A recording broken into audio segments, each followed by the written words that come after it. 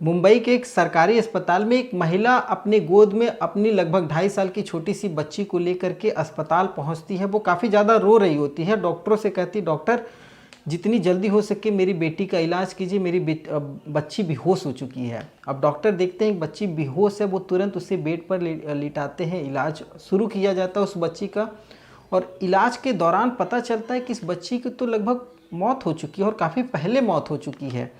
अब जैसे ही बच्ची की मौत की खबर निकलती है, डॉक्टर जांच पड़ताल करने की कोशिश करते हैं कि आखिर इस बच्ची की मौत हुई कैसी है। उस बच्ची का जांच पड़ताल किया जाता है। जांच पड़ताल में पता चलता है कि उस बच्ची के निजी अंगों पर चोट के निशान हैं और उसके गुप्त अंगों से ब्लड बह रहा, खून निकल रहा। अब जैसे ही डॉक्टर ये सब सारी चीज़ें देखते हैं, उनको शक होता है, वो और अधिक जांच पड़ताल करते हैं और पता लगता है जांच पड़ताल में कि इस मासूम सी छोटी सी 2.5 साल की बच्ची के साथ किसी ने बलात्कार किया और बलात्कार करने के दौरान इस छोटी सी बच्ची का सांस रुक गया है। सांस रुकने की वजह से इसकी मौत हुई है। अब जब डॉक्टर ये सब सारी चीज़ें कन्फर्म हो जाते हैं, वो तो तुरंत वो अपनी नज़दीकी पुलिस स्टेशन में फ़ोन करते हैं। फ़ोन करने के बाद तुरंत पुलिस पहुंच जाती है। पुलिस पहुंचती है, जो महिला उस बच्ची को लेकर के अस्पताल पहुंची थी, डॉक्टर बता देते हैं इस महिला ने अपनी बच्ची को एडमिट करवाया। तुरंत पुलिस उस महिला को गिरफ्तार करती है। गिरफ्तार करने के बाद वो उस महिला से पुलिस पूछताछ करती, तो वो कहती है साहब मेरी बच्ची को मिर्गी आता है और वो मिर्गी आया तो मैं उसे तुरंत लेकर के अस्पताल आए हुए हैं।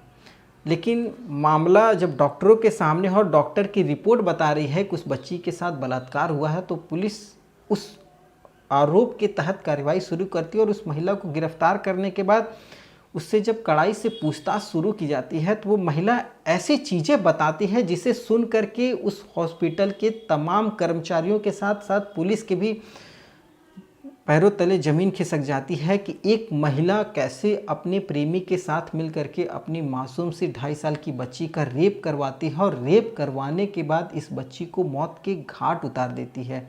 आज के इस ज़माने में ये महिला अपनी मासूम सी छोटी बच्ची का कैसे एक मतलब इसको बताना अपने आप में अजीब लग रहा है। खैर, क्या है ये पूरी सच्ची घटना, आज आपको इस कहानी के माध्यम से पता चलेगा। नमस्कार, मैं सत्या सिंह और आप देख रहे हैं द बुड़बक मंच। आज की जो ये पूरी सच्ची घटना है, ये घटना अपने आप में मानवता को शर्मसार करने वाली घटना है। हर उस व्यक्ति को झकझोर देने वाली ये घटना है कि कैसे एक माँ अपनी मासूम सी 2.5 साल की छोटी बच्ची के साथ अपने प्रेमी के साथ मिलकर के उसका बलात्कार करवाती है और उसे मौत के घाट उतार देती है। खैर, जब पुलिस पहुंचती है, पुलिस उस महिला को गिरफ्तार करती है, उससे पूछताछ की जाती है, तो पता चलता है ये जो महिला है ये मुंबई के मालवाड़ी इलाके की रहने वाली है। मालवाड़ी इलाके की रहने वाली इस महिला का नाम है रीना शेख, जिसकी उम्र लगभग 30 साल है। रीना शेख को जब पुलिस गिरफ्तार करती है, उससे कड़ाई से जब पूछताछ की जाती है, तो जो सारी चीज़ें परत दर परत बताना शुरू करती है। वो कहती है साहब, मैं लगभग आज से 3 साल पहले की बात है, मैं जिस समय प्रेग्नेंट थी, लगभग 4 से 5 महीने की प्रेग्नेंट थी, तो मेरा पति मुझको तलाक दे दिया। तलाक देने के बाद मैं अकेली पड़ गई, तो मैं अपने माँ के घर पर आकर के रहने लगी। माँ के घर पर रहती थी। उसी दौरान मेरी जो बच्ची, जिस समय मैं प्रेग्नेंट थी लगभग 5-6 महीना का, तो कुछ महीने बाद मेरी बच्ची का जन्म हुआ। माँ के ही घर पर रहती थी, लेकिन मेरी बच्ची मेरी लाइफ में मतलब हम कभी उस बच्ची को अपनी बेटी माने ही नहीं। इस तरीके का मतलब उसे थोड़ा दूर दूर रहना था। तो अधिकतर मेरी माँ ही मतलब उस बच्ची की नानी जो थी, वो नानी ही अपनी पोती का परवरिश करती थी। माँ काफ़ी दूर दूर रहती थी, दूर दूर क्या उसी घर में ही रहती थी, लेकिन एक लगाव नहीं था उस माँ का अपनी बेटी के साथ, तो नानी ही परवरिश करती थी। सारी चीज़ें ठीक चल रही थी। इसी बीच रीना शेख का उसी मोहल्ले के रहने वाले फरहान शेख से नज़र मिलती है। नज़र मिलते मिलते दोनों का मोबाइल नंबर एक दूसरे के पास पहुंच जाता है। दोनों एक दूसरे के साथ बातचीत शुरू कर देते हैं। बातचीत करते करते दोनों में प्यार भी बढ़ता है। अब दोनों मौका जब भी देखते कि रीना शेख की माँ घर पर नहीं है, तो रीना शेख अपने आशिक फरहान शेख को बुलाती है और घर पर ही दोनों फिजिकल रिलेशनशिप बनाते हैं।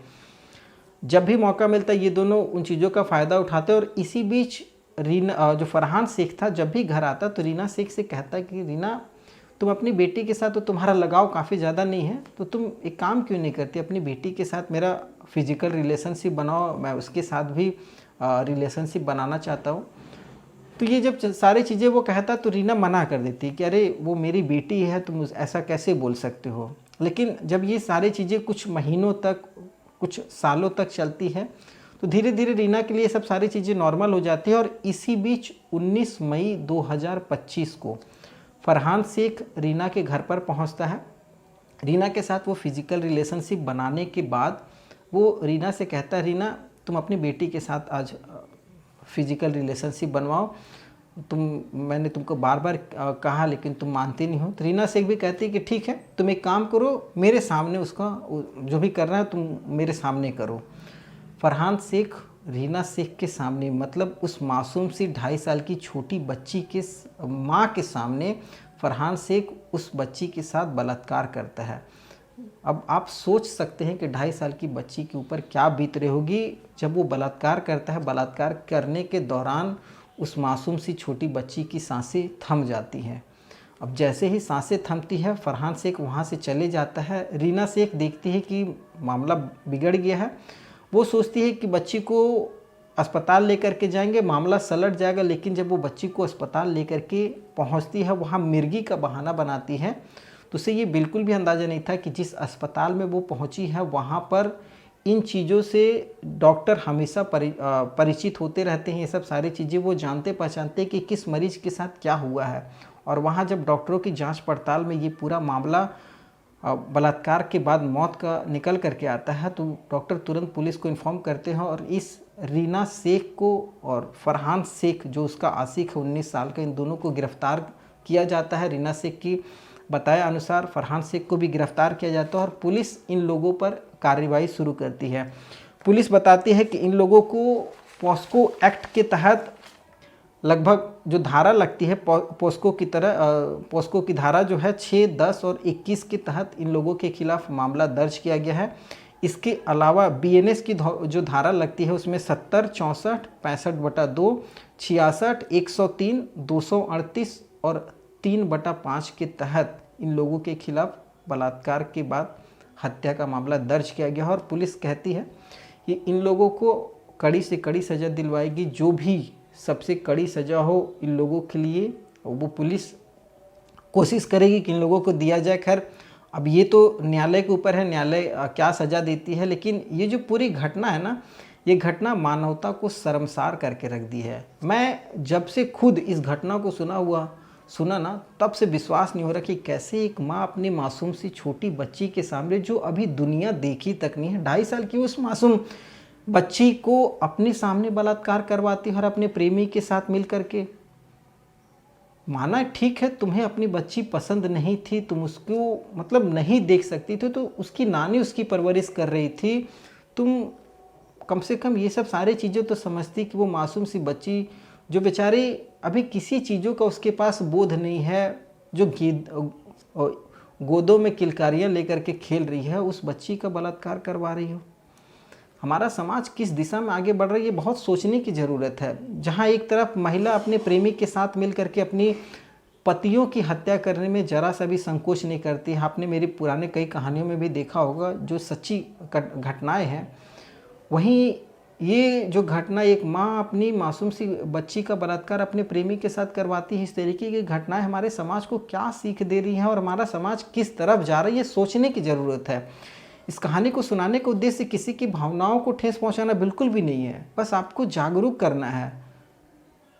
और कहा जाता है ना, जागरूकता है किसी भी आने वाले तूफान का बचाव करवाती है हमेशा। अगर हम जागरूक रहेंगे तो भविष्य में आने वाली या होने वाली इन गलतियों से सीखा जा सकता है। और ये घटनाएं, ये कहानियाँ केवल मनोरंजन के लिए नहीं बताई जाती हैं या दिखाई जाती हैं, सुनाई जाती है। खैर आप क्या सोचते हैं इस पूरी घटना को लेकर के, आप हमें कमेंट के माध्यम से बता सकते हैं। बहुत मन व्यथित है। खैर अगर आपको ये हमारा कहानी सुनाने का तरीका और हमारी जो प्रस्तुति है वो पसंद आई होगी तो चैनल को सब्सक्राइब जरूर कर लीजिएगा। वीडियो पसंद आया होगा तो आगे फिर एक नई कहानी के साथ नई वीडियो मिलेंगे। तब तक के लिए जय हिंद, वंदे मातरम।